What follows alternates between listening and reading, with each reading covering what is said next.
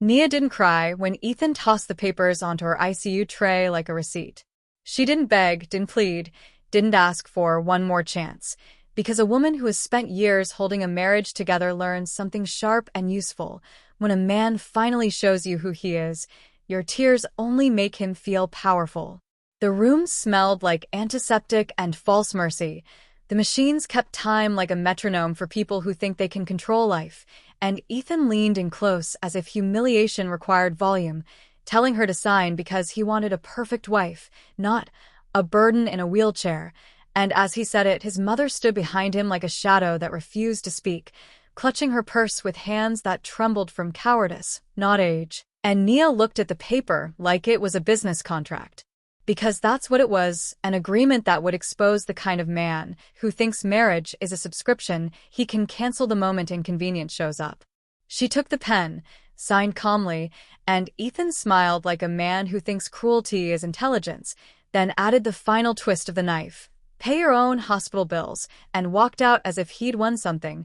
But what Ethan didn't know was that Nia didn't just sign a divorce.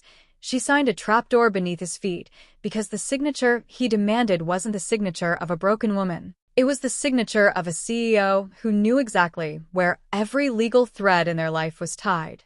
The second the door clicked shut, Nia pressed the nurse call button and asked for hospital administration, not because she was afraid, but because she was awake, and when the administrator called, the news hit like cold water.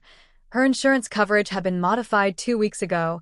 Authorizations changed, billing address altered, and the policyholder was Ethan, which meant he hadn't just abandoned her. He had prepared the abandonment like a plan, and for a brief moment something tried to rise in Nia's throat, not sadness, but the sheer disbelief of how far a person can fall when they think no one is watching, and that was the moment she stopped asking why and started asking how much evidence.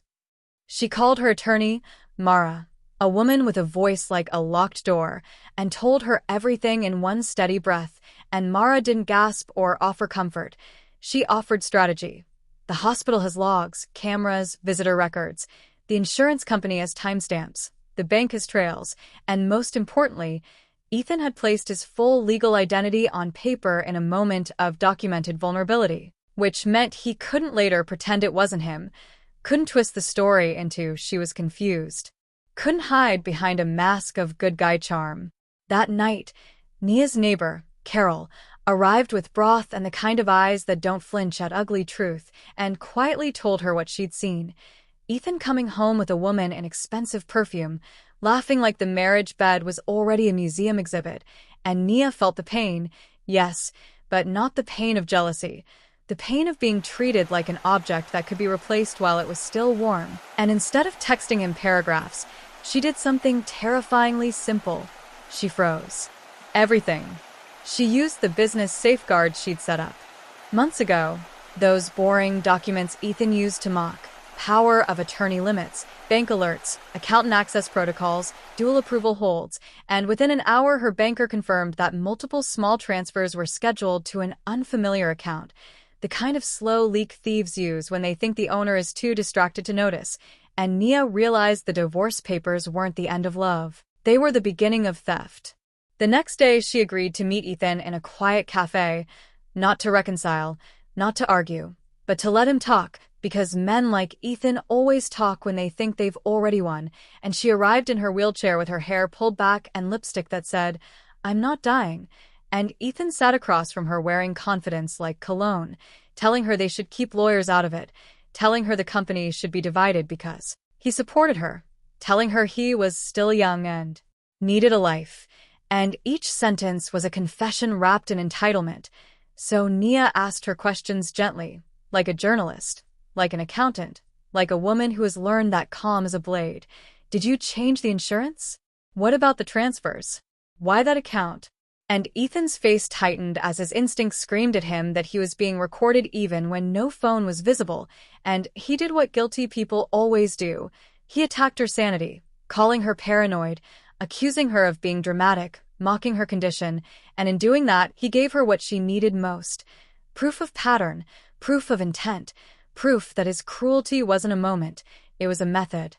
She left the cafe without raising her voice, and when Carol wheeled her back to the car, Nia looked at the sky and felt something clean settle in her chest.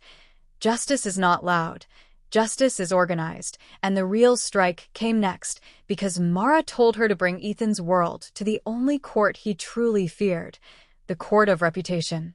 Nia didn't go to social media. She went to his mother. She visited Helen's home with a thin folder, no drama, no shouting, just documents. The ICU visitor log, the insurance modification history, the scheduled transfers, the account details, and Helen's face, built for denial, began to crack under the weight of paper because paper doesn't care who your son pretends to be at church. Helen tried to defend him at first, like all loyal enablers do. But shame has a special power over people who live for appearances, and Nia didn't weaponize cruelty. She weaponized clarity, telling Helen she didn't want chaos. She wanted Ethan to stop. She wanted him removed from all access. She wanted him to pay what he owed, and she wanted him to never do this to another woman again. Helen called a family dinner the next night, and Ethan walked in with that smug smile, assuming his mother would scold Nia for making trouble. But when Helen placed the papers beside his plate, the room turned quiet in a way Ethan had never experienced. Quiet like judgment, and Ethan, arrogant enough to believe his mouth could bully reality, admitted too much, shrugged too hard, mocked too casually. And in front of witnesses he revealed what he really thought, that love is optional, loyalty is for weak people, and money is the only thing worth respecting. That confession didn't just stain him, it severed him from the last shield he had, his mother's approval, and when Helen finally stood and told him he would sign what was fair, return what he tried to lose, and pay his share of the medical costs, Ethan's eyes darted around the table searching for an ally and found nothing, because every family that excuses cruelty often refuses to excuse public shame. And in that moment, he understood the most painful lesson of all. He didn't lose Nia because she got injured. He lost Nia because he revealed his plan. Weeks passed, and Nia's recovery became the quiet second storyline, the one Ethan never saw coming, because while he was scrambling to protect his image, she was learning to walk again, step by step, in pain that didn't break her, pain that rebuilt her, and when the divorce finalized, the terms were brutal in their simplicity. The company remained hers. He was stripped of access, barred from representing her business, required to repay the attempted transfers, and forced to share the hospital. Costs he had tried to dump on her like trash. He texted apologies later, of course. Cowards always do once consequences arrive. But Nia never responded, because closure is not a conversation you give to the person who tried to ruin you. Closure is the life you rebuild without their permission, and one quiet evening, Kane by her side, she opened a window and let fresh air fill a home that no longer belonged to a liar. And she finally understood the truth that would have saved her years earlier. The perfect wife isn't the woman who tolerates everything. The perfect woman is the one who recognizes disrespect the first time, protects her peace the second time, and leaves the third time without begging.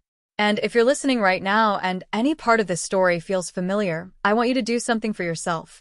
Tell me in the comments what city you're watching from, because I read every comment and I want you to know you're not alone. And if this story gave you strength, hit like, subscribe, and share it with someone who needs a reminder that being abandoned is painful. Yes, but being free from a person with no character is a kind of healing money can't buy.